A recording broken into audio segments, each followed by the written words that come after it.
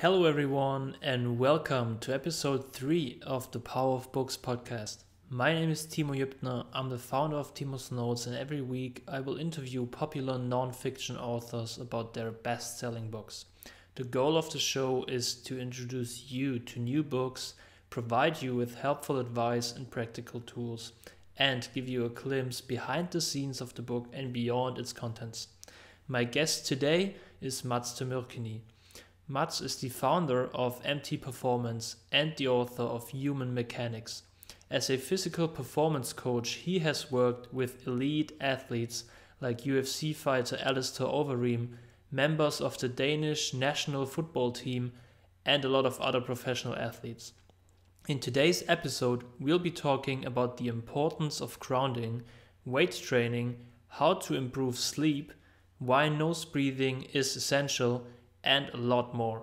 So now let's get right into our conversation. Enjoy the show. All right, Mads Tömörkènyi, welcome to the Power of Books podcast today. I'm happy to have you on and I'm excited to talk to you about your new book, Human Mechanics. Thank you for inviting me to your show. It's a pleasure.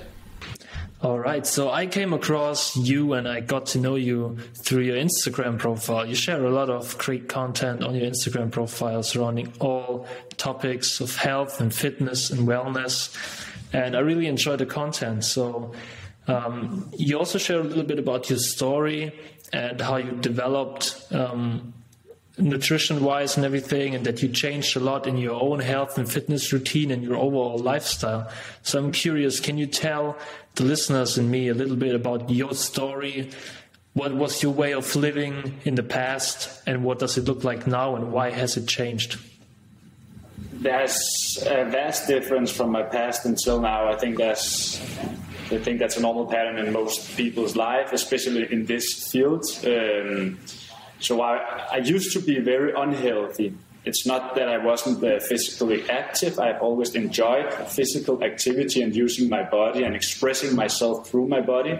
But I was just raised in a completely normal family with a completely normal lifestyle. And a normal lifestyle isn't healthy. We all know that. So I have never been aware of what health were other than I enjoyed using my body. So really that interest of using my body and being physically active, I took with me, and I did a physical trainer education after high school and all that stuff. And from there, it just came natural to me that I had to do something with my body and help other people.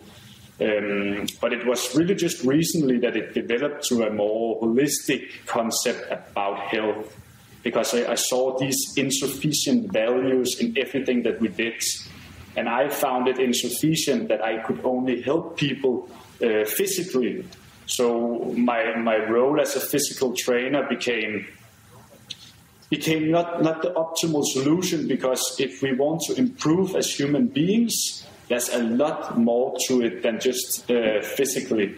We have the mental part, we have the nutrition, we have the breathing, we have the sleep.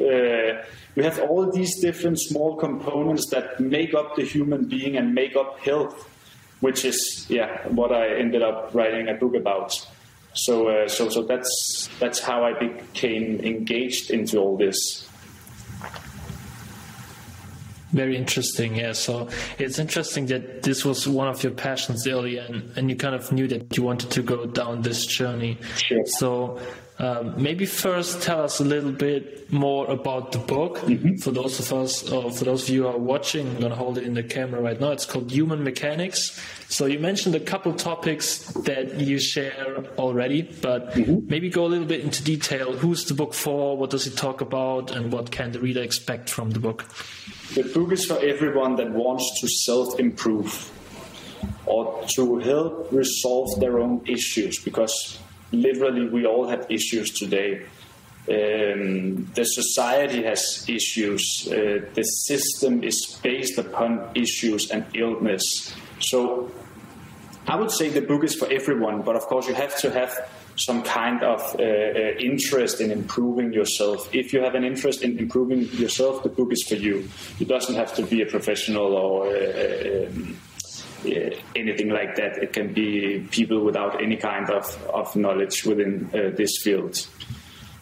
So that's what they are for, and I created this book based on what I determine is true health. So it is divided into different chapters, which I determine being the main pillars of health.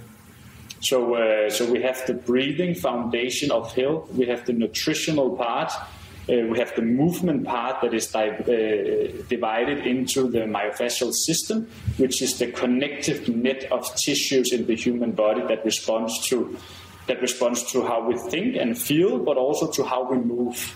Then we have the other part of movement, which is the mechanical part, meaning how to resolve our physical dysfunctions, which is all connected.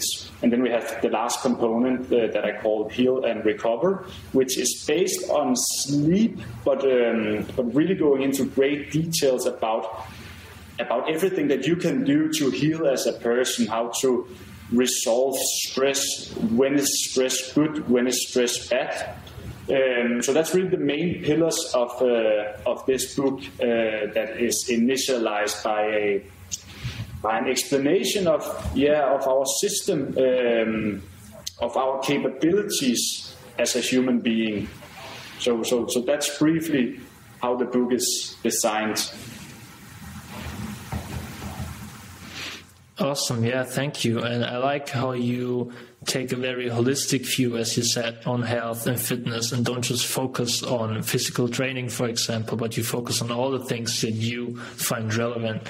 So let's dive into one of the pillars that you mentioned first. Maybe let's start with nutrition, because it's also the first one in the book.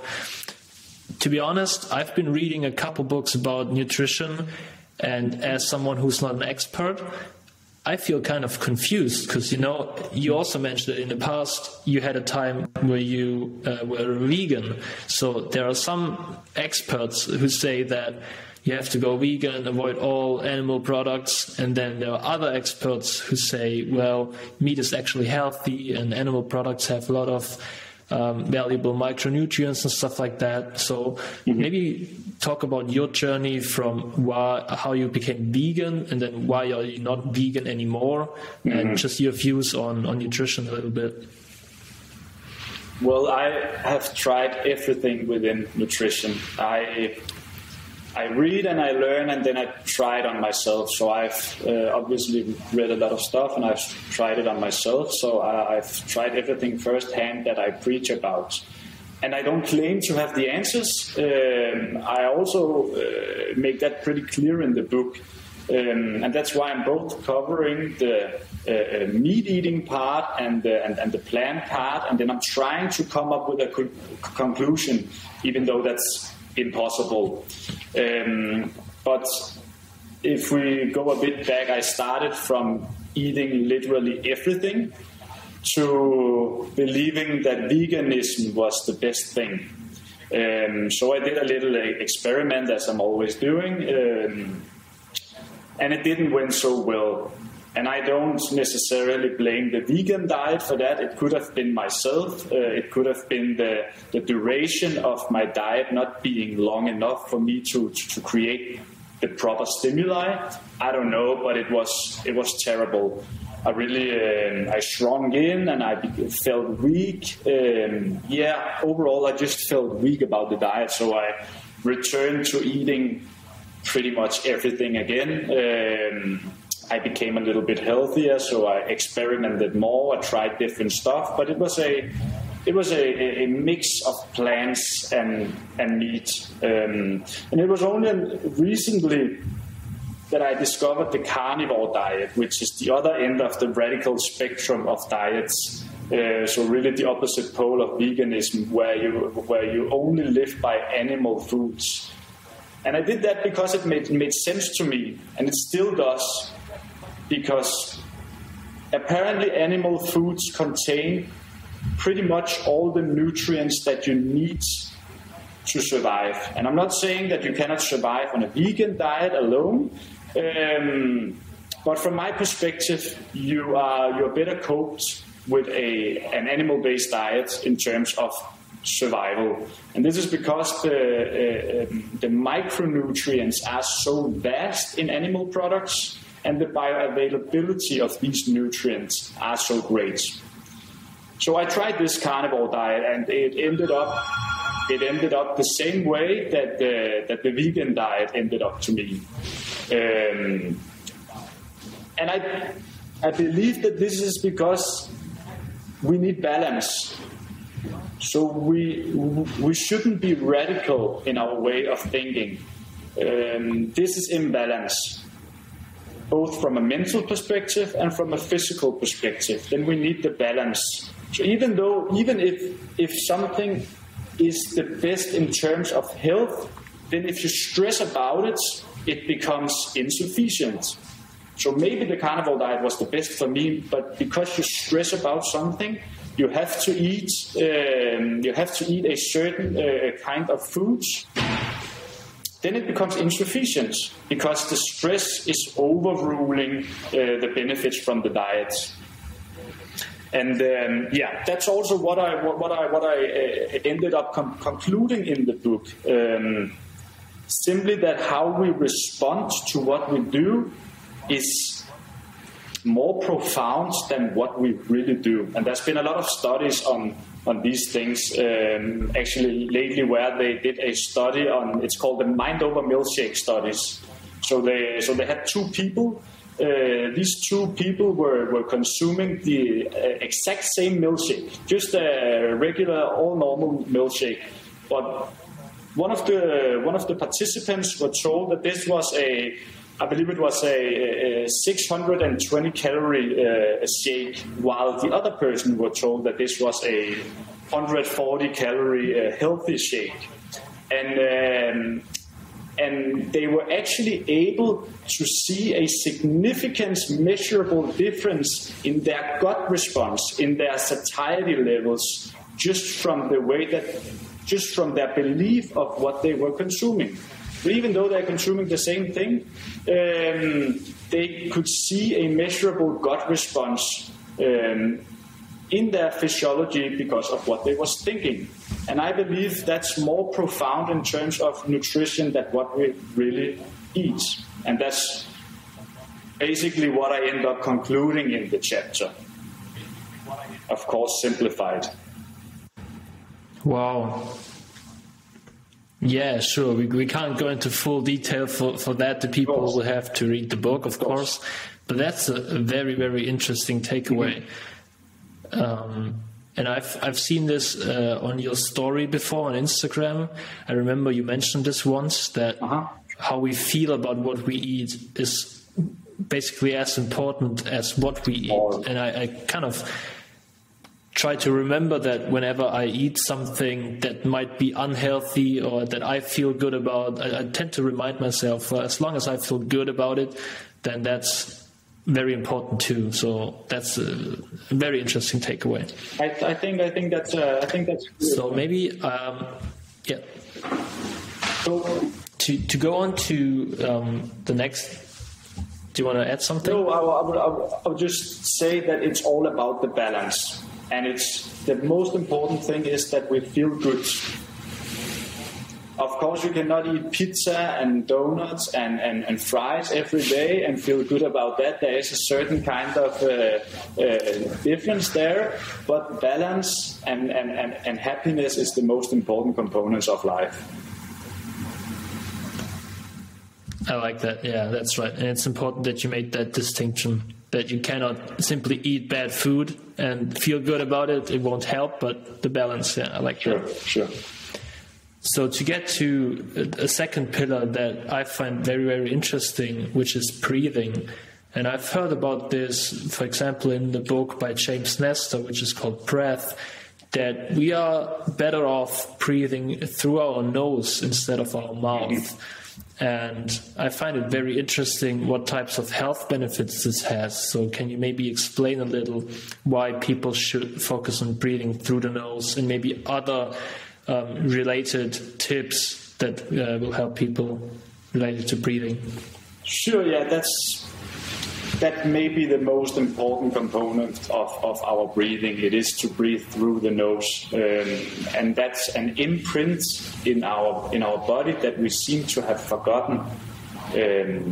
So what happens when we breathe through the nose in simple terms? If that, first of all, the nose has the capability to filter and moisture the air that's coming in. Okay, so it's actually able to protect from hazardous particles to enter into our respiratory system. So that's one of the things that's good about breathing through the nose. Then what also happens is that we prevent overbreathing. So we prevent breathing too much and too fast, and we don't want to do that. There's actually a lot of interesting studies and speculations about that the less we breathe, the longer we live. So we want to keep a low respiratory rate so that our heart rate can follow along, because our respiratory rate and heart rate are interconnected. So if we breathe lighter, breathe less, then our heart rate goes down. The heart rate variability becomes more consistent, and this means a longer life. And we can see that simply by comparing us with the animal kingdom. So those animals that breathe less have a lower heart rate, a very, very low heart rate, and live extreme long lives. And that's very consistent throughout most animals. So that's one reason to breathe through the nose. And really the mouth is really designed as a backup portal for breathing. So many people ask then, yeah, but why can I breathe through the mouth if I'm not supposed to? And this is simply if, allergies, congestions of any type, if those happens to the nose, then we have to have a second portal for breathing. And that is what the mouth is designed for. And we always want to be, most of the time, we want to be in a parasympathetic state. It means a state where we can rest, we can digest, we can recover. And since the nose is connected to the abdominal in terms of breathing, and the abdomen controls slow, deep diaphragmatic breathing that slows down the heart rate, then the nose is another way to engage our parasympathetic nervous system.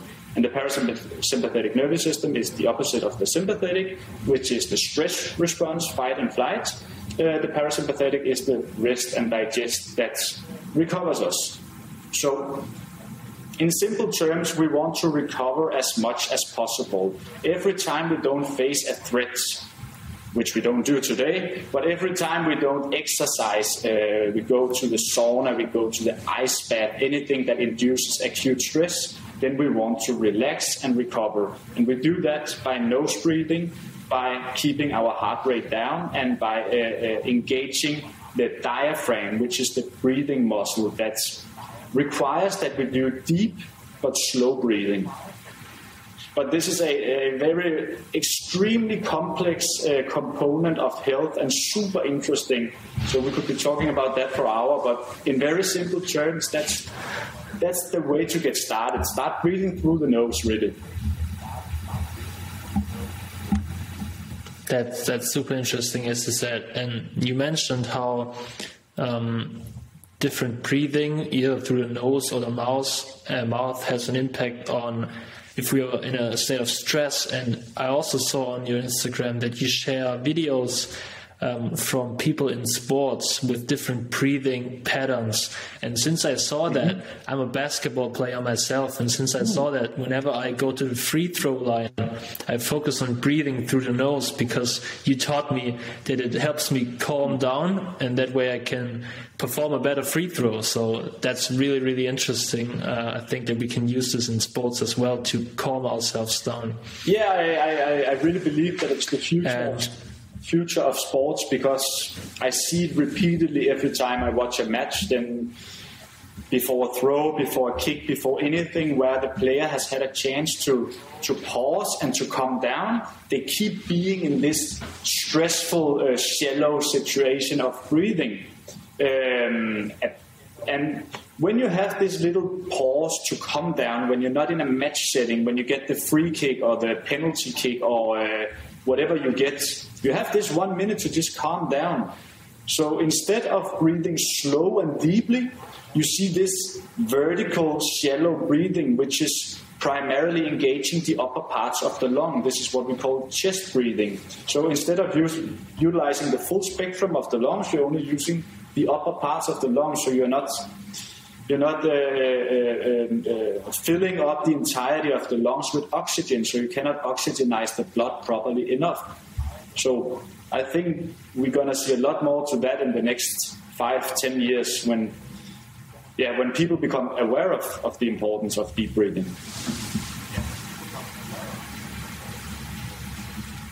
That's very interesting, yeah. So when performing sports, for example, I'm also an endurance athlete, which means that I do like running, and also I ran a marathon before and stuff like that. So should I also, I think it's also good to breathe through the nose while running, or is it just during the relaxation state when I try to calm down, or also while we are performing actual sports? So you can ask yourself the question, when you are performing, do you want to keep as low a heart rate as possible, or do you want to keep as high a heart rate as possible? And that's obvious because we can endure for a longer time if we keep our heart rate low. So this means that the more we can breathe through the nose, the longer we can endure a certain situation. So we always want to breathe through the nose. But it's not as simple as just that, because it's a long progress of decompressing the nostrils. So it's not just that you can go out and go out for a run and just breathe through the nose. It takes a hell lot of practice to reach that. But to answer your question, yes, you always want to breathe through the nose. There are certain situations, certain breathing exercises that I do where I utilize my mouth, and that is simply to get as much air in as possible. That is the only, let's say, 2% of the day where I would use my mouth. Other than that, it's illegal, if you ask me. Okay, yeah, that makes sense, actually, how you explained it with the heart rate. Because obviously, as you said, you want to keep it as low as possible, especially in endurance sports. So that makes sense.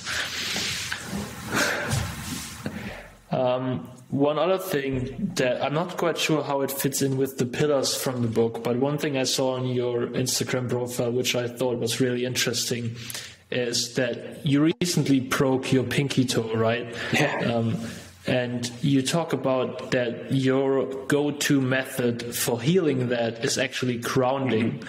So maybe explain a little bit, because I haven't read anything about that yet, or don't know much about it. So maybe explain a little bit, how does grounding help, and what are the benefits of it?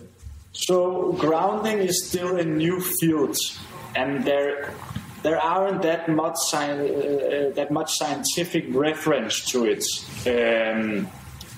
But I trust it 100%, and the scientific papers that I've been reading about it seems very promising, and it makes sense to me. And when there's science to back it up, and when it makes sense to me, then I believe it. So the Earth has an electrical charge, a negative charge. And this is why we can ground electricity in our houses. So today, most of the electricity in a house is connected to the Earth, simply to receive this electrical properties that the Earth contains. So the same is applicable to human beings. When we go out, when we are barefooted on the ground, when we don't have any artificial synthetic surfaces on the foot, we can absorb these negative ions, these electrons from the ground. So that's when we are grounded. And this is an anti-inflammatory response that we have. And this is why we sleep better, we recover faster, we feel happier, simply because we are connected to Earth. And we have done that since forever. And back in the days, we had leather shoes, so we had clothes that were made of skin. So even though we had clothes on our body, we were still connected to Mother Earth. We were still grounded.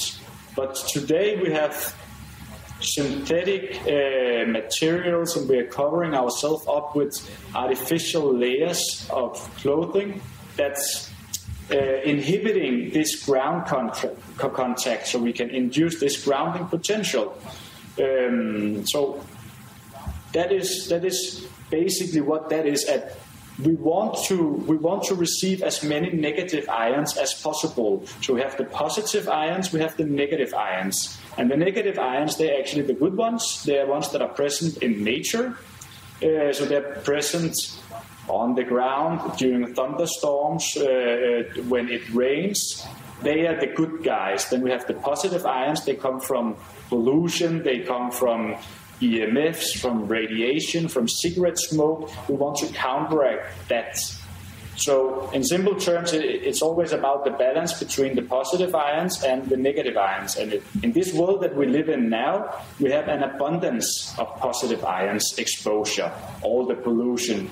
So in terms of my broken pinky toe, when I know that grounding can induce an anti-inflammatory response, I'm like, okay, let's put the feet in the ground and let's let it be there for 6 or 8 hours a day, and then my toe may heal faster.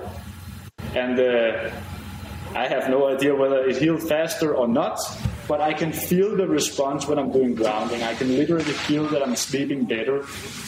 I can feel that I'm lighter. I can feel that I'm happier.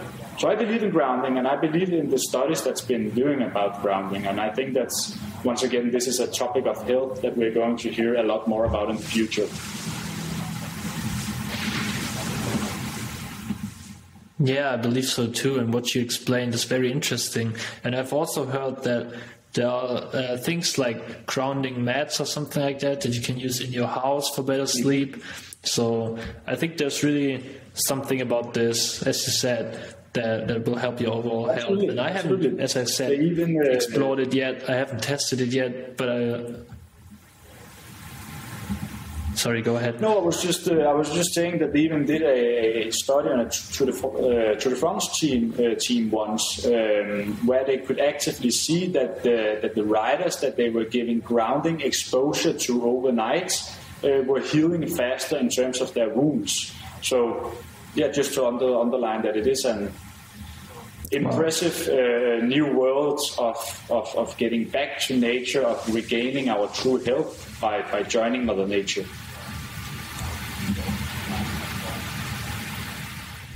Yeah, as I said, it's very fascinating. So I really need to experiment with that too and get my shoes off and then be in nature more with my feet. So I will definitely test it and see how it affects my sleep, because I also try to get the most out of my sleep and try to track it and everything. So maybe let's head to that topic for a second, because I know you also talk about recovery, sleep and everything. What is maybe, in your opinion, the most important thing that people can do when they want to improve their sleep? Because there are a lot of different things that people could do, but what do you think is the most important one? I would say learn about your circadian rhythm. Your circadian rhythm is really what controls all your biological processes. And it depends on, or it relies on your nutrition, it relies on light, it relies on temperature. So it's like the internal clock. The real name of it is the suprachiasmatic nucleus, and it's located inside your brain. It controls how you respond to all these stimuli, such as the light, the temperature, the nutrition. And how we respond to these things, or how we get exposed to these things determines how we sleep. So, for example, if we view sunlight in the morning, our brains automatically know that now it's daylight, so we need to become refreshed. If we view the sunset in the evening, our brain then knows, okay, it's nighttime now because it responds to the angle of the sun and the light of the sun. But if we confuse this like we do in today's society and we stay indoor, so in the morning we don't get exposed to the sun because we stay indoor. In the evening we have lights on, we have the television on, we have the screens on, so our brain keeps thinking that it's daytime. So the melatonin production in the pineal gland keeps being stopped. So normally this happens at around, I think it's 7 p.m. that the melatonin production starts. But when we get exposed to lights, especially blue lights all evening, it will only start whenever we close our eyes. So if this is 11 p.m., then you can see what happens to your sleep. Then you have a 4-hour gap that's now being postponed. And this is only the light section. Then we have the temperature section, how we respond to temperature. And that's why if we are exposed to heat, for example, and that's what I say a lot, that if you take sauna in the evening, if you take a hot shower in the evening, then because of the excessive heat, the body forces it to cool down its own core temperature. And since our bodies and brains need to be cooler in order to induce sleep, then this heat exposure that forces the body to cool down accelerates sleepiness. And the opposite is also applicable, that if you take an ice bath, then your core temperature forces to heat up, and then we become refreshed. Most people that have been taking an ice bath are aware of that. So that is your circadian rhythm. It responds to a lot of different things. So we can manipulate ourselves to sleep better, to heal better, to recover better by knowing these different components. And when we live in a world today where everything is upside down, we're really just screwed if we don't know this. And the same is applicable to nutrition, that when we eat, our metabolic rate rises, and when that rises, our body temperature rises too. So the thing about eating too close to sleep may not be a good idea, because then everything goes up, the system turns on, and the same goes for our core body temperature, and then it may postpone sleep. So very interesting if you want to know more about your sleep and your internal clock. An internal clock that, by the way, differs from person to person. We don't all have the same 10 to 6 or 11 to 7 internal clock. That differs from person to person, especially when you're a teenager. That's much more different from when you're a child or an adult.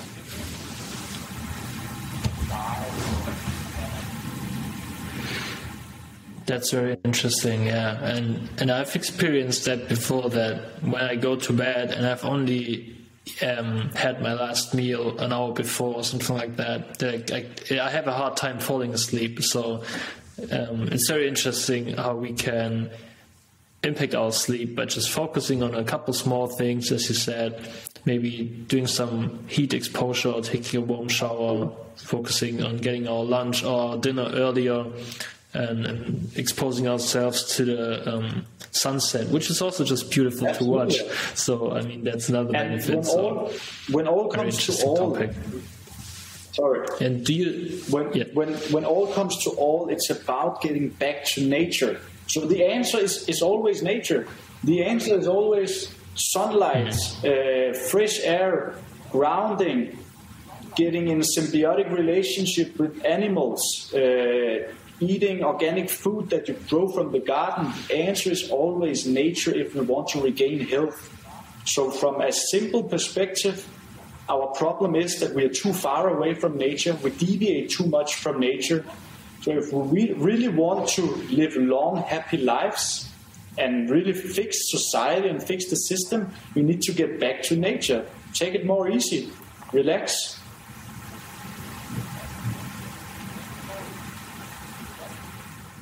Yeah, as you said, we are so disconnected these days, especially when you live in a city. Then it's all even more disconnected than if you live somewhere in a rural area. So yeah, I think that's a very, very important point. And do you track your sleep at all, or do you just focus on how you feel and then just going inward and reflecting on how your body responds? Yeah, like I used to track my sleep and I used to track everything, literally, but I found out that it didn't change anything. So I could see on my watch that I had a bad sleep. I could see on my watch that I had a good sleep. But when I wake up in the morning, I know whether I've had a bad sleep or a good sleep. So I can feel it on my mood. I can feel it on I'm feeling heavy or not. So what difference does it make, really?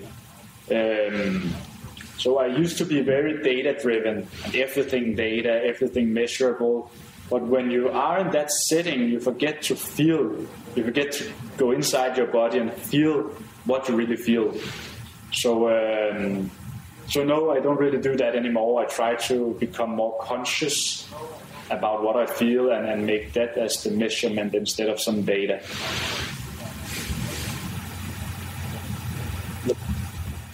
Yeah, I can kind of relate, because as you might see, I have an Oura ring which is for sleep tracking, and sometimes I even see myself that I look at the data on my phone and then I'm like, oh, I had a bad night, and then I start feeling worse than I felt before. So it's, as you said, it's impacting how I actually feel, just because my phone tells me, oh, you had a bad night of sleep. So that's probably what you mean, and that's why we sometimes should probably disconnect from data too and just see how we feel in our body. It doesn't make any difference.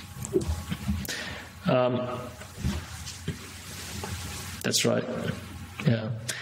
One other, and probably our last topic that I really want to touch on, because it kind of shocked me when I saw your content, because I'm also going to the gym regularly and obviously doing the traditional workouts and lifting like squats or deadlifts. And then you talk about how these movements are actually not good, or that there is a better way to do them to train our body in a way that is more functional.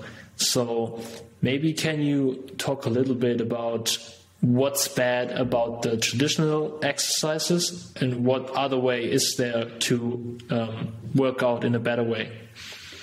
So the problem is that we base our entire fitness industry on becoming worse movers.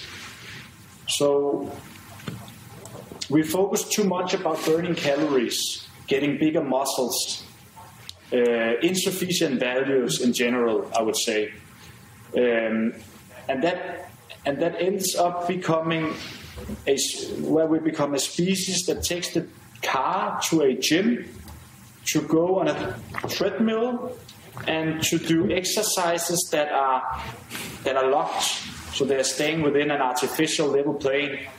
They are compressing us, meaning that we are doing everything with gravity. And if we want to become better movers, we have to be better at fighting gravity. So when we do everything that is compressing us more, pushing us more down, we're not becoming better movers. So we're trying to solve problems by creating more problems. And that's why I say that traditional weightlifting and traditional fitness, I believe it's bullshit. I really believe it is, because it's based on insufficient values. It's based upon getting bigger muscles that serve no functional purpose. And so why not both get bigger muscles and become more functional when you have the ability to do so? It just requires that you're able to challenge the three-dimensional plane that we live in. So we are born as hunters, as runners, as complex beings. We are not born to just stand on 2 feet and move in one plane up and down in a simple direction. That makes us worse movers. So I just think that it's very primitive how we're trying to solve problems. Once again, just taking the car to walk on a treadmill. How many people doesn't do that, you know? Instead of just walking in the nature, taking a run, even just do gardening or whatever is a better solution than going to the gym. So I think we got it all wrong there.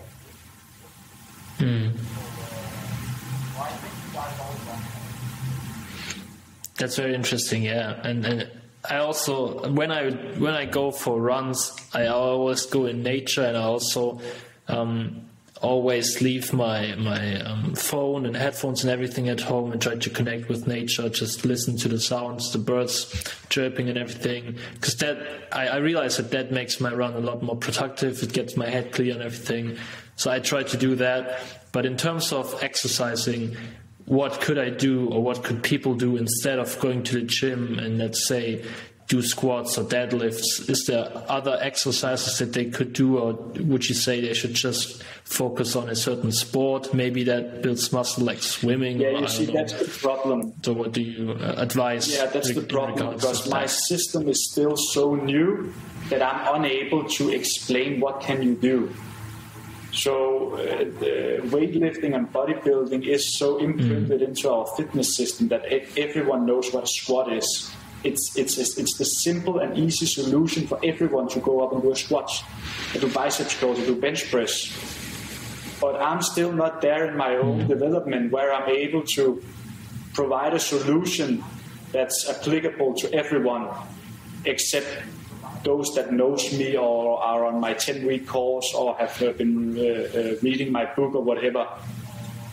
So I can understand that people can become a bit confused and frustrated, because the easy solution might not be the best, but they are not educated to know what the right solution is. So that's a progress for me to provide that solution in a more digestible manner. But in general, I would say everything that involves unilaterality, or what can we call it? Unilateral movement. So where you are shifting in between your two legs, and where you're using your torso to rotate. Because most movement is based on that. So if you can somehow implement movements in that manner, then you're better coped than if you do traditional strength training, because your body needs to be stimulated, and your vestibular system and your nervous system needs to be stimulated, and it doesn't get stimulated if you're just standing and doing a simple primitive motion. Then you can simply just shut off your brain and let your muscles contract. And yeah, once again, simple and it's primitive. We need to be as engaged as possible also up in here.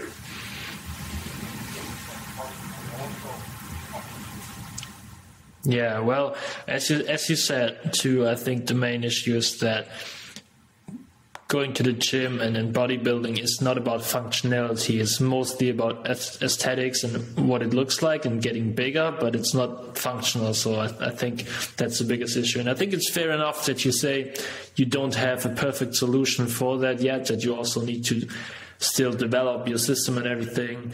And also, as you said, if people want to learn like more about it, in the book there's a lot more, so they should really check out that.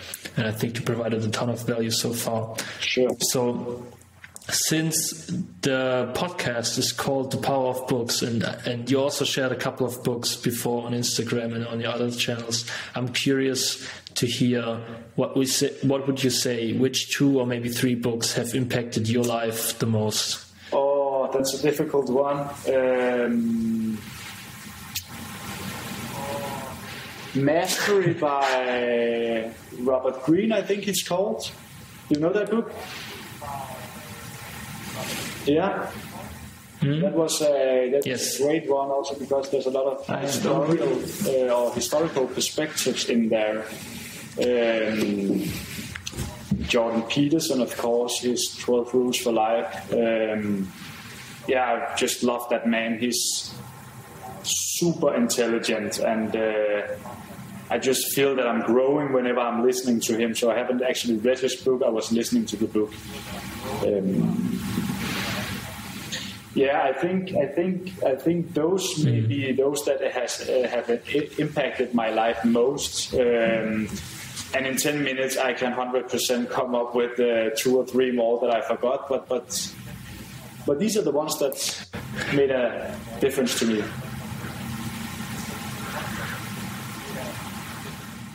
Sure, yeah, I know it's a tough question, but that's a perfect answer. So thanks for sharing that. So for the people who didn't know you at the start of this podcast and they want to learn more about you and about the work you do, what's the best place to find you and to connect with you and maybe consume your content? That may be on Instagram. That's pretty much the only platform where I'm active every day, and that's called MT Performance DK. So I am sure they can learn a lot in there.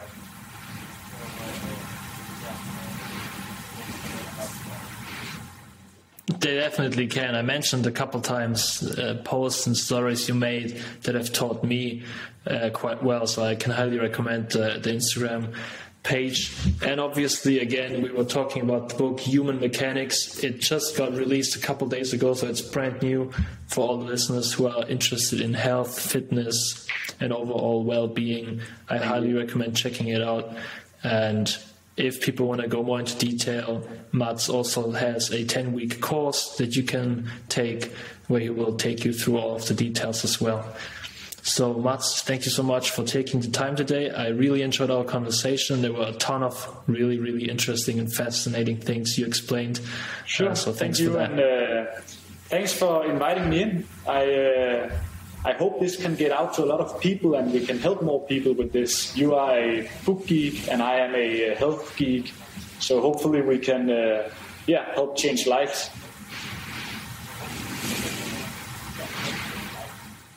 I hope that too. Well, talk to you soon and thank you so much. All right, that's it. Thank you so much for listening to today's episode of The Power of Books. As always, you will find all the relevant links for today's episode in the show notes. If you enjoyed today's episode, please make sure to subscribe so that you will get notified whenever a new episode drops. And you would do us a huge favor if you could give us a 5-star review on your favorite platform. I hope to see you next week, and until then, keep reading, keep learning, and keep growing. Bye bye.